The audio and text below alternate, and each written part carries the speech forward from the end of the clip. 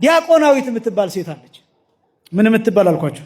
ዲያቆናዊት የምትባል እንደዚህ ሲባል ሴቶቹ ነገ ለዲቁና እንዳትቀርቡ ዲቁና እንቀበል ብላችሁ ከ60 ዓመት በላይ በነገራችን ላይ ዲያቆን ማለት ህዝብ ማለት ነው። እስኪ በሉ ዲያቆን ማለት በሉ ህዝብ ማለት ነው። ማዕረጉ ከህዝቡ በቃ እንደ ህዝብ እስመ እሙንቱ ከህዝብ ነው። ብዙ እንዳንመጻደቅበት ነው እንደዚህ የምላችሁ። እና የዲያቆናዊት የምትባለዋ ሴት ከ60 ዓመት በላይ የሆነች በጥሩ ትዳር የኖረች ልጆቿን በስርዓት ያሳደገች ከባልቴቶች ተረት ተረት የራቀች ምላ ቁጭ ብላ እግሯን ዘርግታ ሰው ማታማ እንግዳ የምትቀበል በጣም የተመሰገነች ሴት ስትሆን ዲያቆናዊት ሴት ሆና ትሾማለች። የምትሾመው ለምን መሰላችሁ? በቅዳሴ ጊዜ የመጀመሪያው በቅዳሴ ጊዜ ለምሳሌ አንዲት ሴት እያስቀደሰች እንበልና ወርሃዊ ልማድ መጣባት እንበል።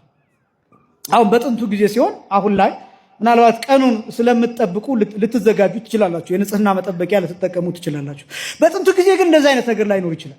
በድንጋጤ ምክንያት በተለያየ ምክንያት ሆርሞን ሊዛባ ይችላል። ስለዚህ ያለ ወቅቱ ሴቶች እህቶቻችን ሊከሰትባቸው ይችላል።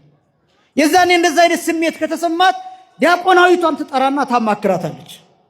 ከዛ እጇን ይዛ ወደ ውጭ ይዛ ትወጣለች። በቅዳሴ ሰዓት። በምን ሰዓት አልኳቸው? በቅዳሴ ሰዓት። ስለዚህ ዲያቆናዊት የምትሾመው ለዛ ነው። አንደኛ። ሁለተኛ፣ ይሄ ብቻም አይደለም።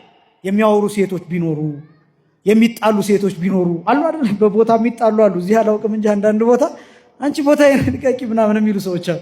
እኔ ባለፈው ሳምንት የቆምኩበትን እንዴት አንዳንዱ ይገርመኛል በጣም በእውነት። ቤተክርስቲያኑን በብዙ ካሬ ወስዳችሁ አሰርታችሁ ሊሆን ይችላል፣ አላውቅም ድርሻችሁን። ግን የፈለገው ሙሉን ብታሰሩ ይሄ ቤተክርስቲያን የሁላችንም፣ ይሄን ማወቅ ያስፈልጋል። እና አንዳንዱ ርስት የሚያደርገው ሰዋል፣ አንዳንዱ ከፊት ያጥቁም ይዞር በይ የሚል ሰው ሁሉ እንዴት ያለ ከባድ ነገር ነው በእውነት። በዚህ እንደው ወንዶች የተመሰገናችሁ ናችሁ በእውነት።